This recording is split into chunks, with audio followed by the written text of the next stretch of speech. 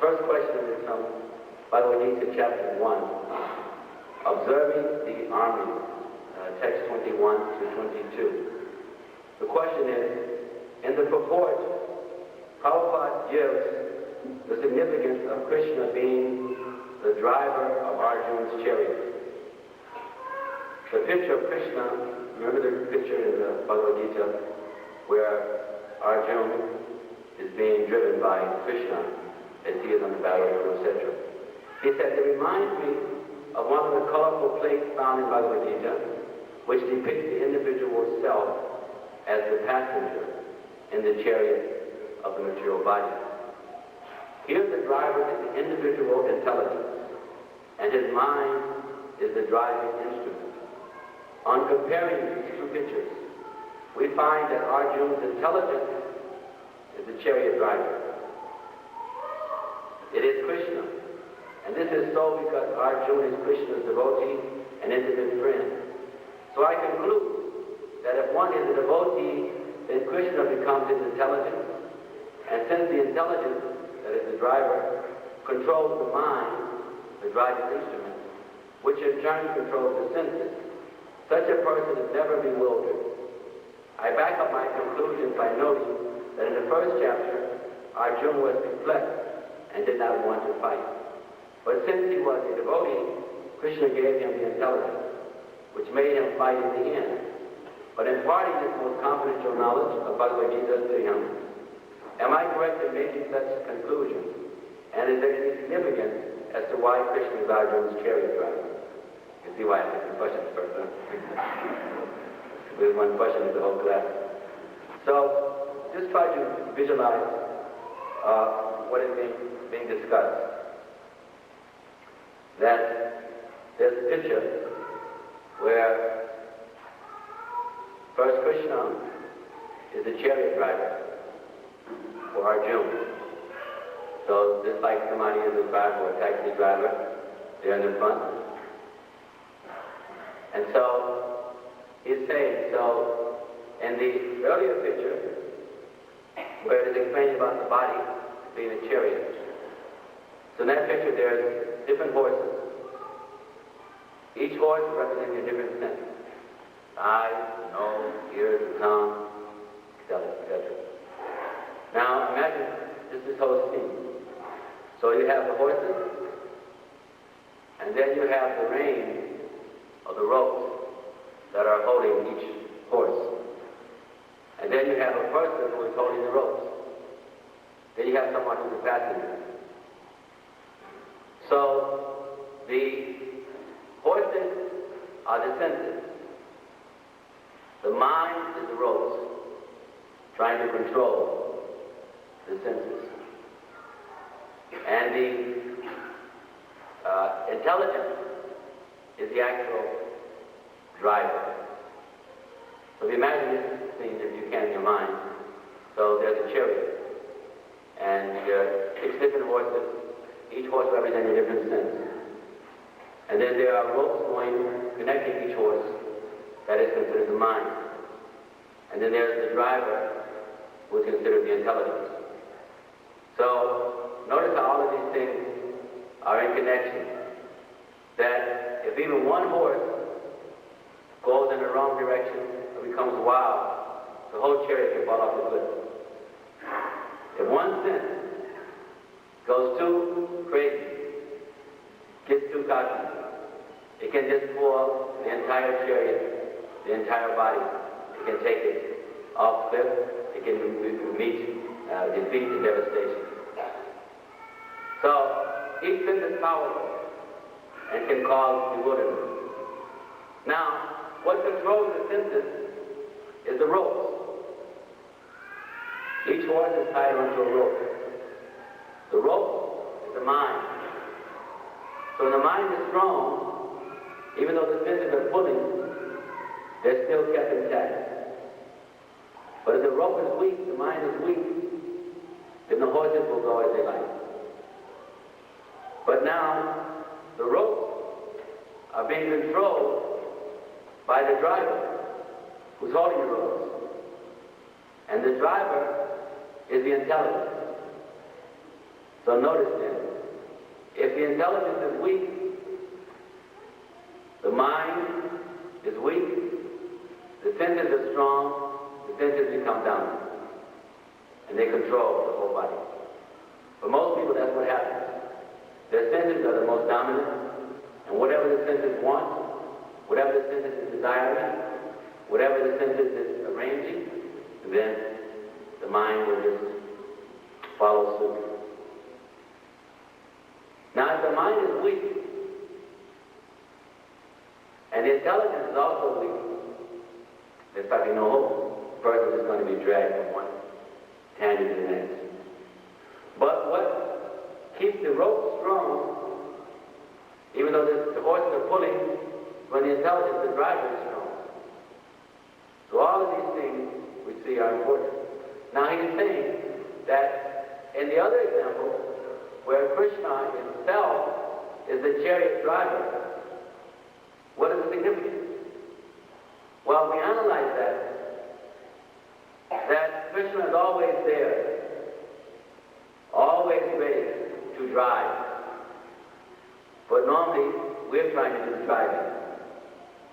As we try to do the driving, we have many mistakes, we go in many wrong directions, and we create a lot of chaos. But when one surrenders, they're actually inviting Krishna to take the ropes. And so therefore Krishna becomes their intelligence. And instead of them doing things that is due to the illusions and frustrations and temporary concerns, now they're doing things that are a high spiritual orientation because Krishna is directing. So the more we actually surrender, the more we are putting our own false ego to the side, and we are allowing Krishna to come forth and to take charge. So it's like a little child who normally is doing so many things on his or her own. And so the idea of surrender is that the child surrenders to the loving embrace of the mother or the father. And then the mother or father takes over. The little kid is so small, she's trying to tie her shoes, but she first has the shoes on the wrong foot. And she can't put the shoestring through the hole. But she's fumbling around and she's getting all frustrated. And so the mother tries to help her, and she says, no, she keeps doing it. Then she gets more entangled. And then she gets more and more frustrated. And then she tries to walk and she falls down. She gets more frustrated. So then she just looks at the mother, and the mother comes over and fixes the shoes. So this is the greater intelligence, that we make a connection where there is more insight, because that is God himself. So in this way, it is similar that Krishna is driving Arjuna's chariot, and he is showing Arjuna and everyone that even though there are difficult situations, that he is available. Even though there are trying times, even though we all have to deal with many different types of conflicts, that Krishna is there. If we will just turn to him, then he will guide us through. That we are not sitting back letting Krishna do it for us, but he will show us by guiding us if we allow him. So we see three important things. How the senses are very dangerous, and they get very agitated. The horse gets disturbed by something, some noise, some sound. Something comes across the street. The horse jumps up and pulls the chariot. So any senses like that, it gets agitated, it can pull us off the cliff, it can pull us to an accident. So we have to hold on to the ropes, make the mind strong. The mind is strong when the intelligence is situated. And the greatest way to situate the intelligence is to make it so strong that we turn it over to Krishna. And Krishna becomes the driver. So yes, this is very symbolic. In both cases, it's explaining about the importance of the intelligence, but how the higher, real intelligence is knowing the difference between matter and spirit, and being able to take shelter where there will be great souls. Text 45. In this purport, Prabhupada says, Arjuna's symptoms of not wanting to fight are due to soft-heartedness, resulting from his being a great devotee of the Lord. Since Arjuna was a Kshatriya and a great devotee, then surely he was free from the bodily conception of life, and therefore had no reason not to fight. So why you say that it was by Krishna's arrangement that Arjuna did not want to fight? So Arjuna was a Kshatriya. Normally a Kshatriya is an administrator, somebody who's involved in government, or a Kshatriya can be a warrior type. And so Arjuna was the warrior type. So, again, in the Vedic system, the warrior was chivalrous, and they were eager to protect the people, protect the government, to encourage righteousness, and of course to discourage inauspiciousness and injustice. So the Kshatriyas, they were quite brave. This is their training. So you're wondering, then why Arjuna, being a Kshatriya, why was he reluctant to fight? Well, we remind ourselves that Arjuna first is not just an ordinary warrior.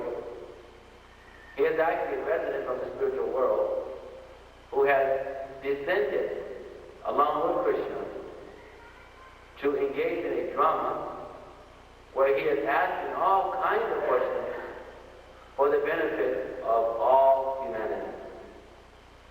And so Krishna has temporarily, he's covered him over. Temporarily, he has caused Arjuna to lose perception and vision of so many higher things, so that he can ask various questions for others to be able to hear and to understand the Siddhanta. So therefore, he has taken the position of one who is confused because he's having to act righteously in spite of the fact that he has to deal with friends and family members. Sometimes we're ready to stand up to our truth, but when it comes to friends, we're not ready to be consistent. When it comes to relatives, we're not ready to be consistent. And therefore, we deny our higher principles because of the situation. But Krishna is showing that one should always do that which will upgrade humanity. One should not have sectarian considerations, but should always be thinking about the well-being, the welfare of the greatest number of people. What will create the greatest good? And then one should act upon that. And Krishna is also showing how everyone is also having to undergo their battle of Kurukshetra. Each person is having this conflict that he or she will have to deal with from time to time. But Krishna is also letting us know, in spite of whatever the conflicts are, Krishna is letting us understand that he is there in the background, ready to drive, ready to be our intelligence. If we give him the ropes, then he will do the necessary. So Arjuna is hesitating in the mode of being like a conditioned soul who is bewildered and confused, so that he can ask these things, so that we, the conditioned souls, can be clear about what to do in such situations, how to act, how to respond. And Krishna tells them so many things. Hatha yoga, kama yoga, kriya yoga, jnana yoga, and ultimately bhaktya mama vijanati, only by devotional service. He says, can I be known fully? And the me bhaktya punashati, my devotees shall never perish. He didn't say my devotee shall never undergo conflict. My devotee shall never be challenged. My devotees shall never be bewildered. He says, but I am there, and I am willing to do what? I am willing not only to care for my devotee, to protect my devotee, to be the intelligence, but I am fully ready to serve my devotee, to be his servant. Because he is all for me, and therefore I am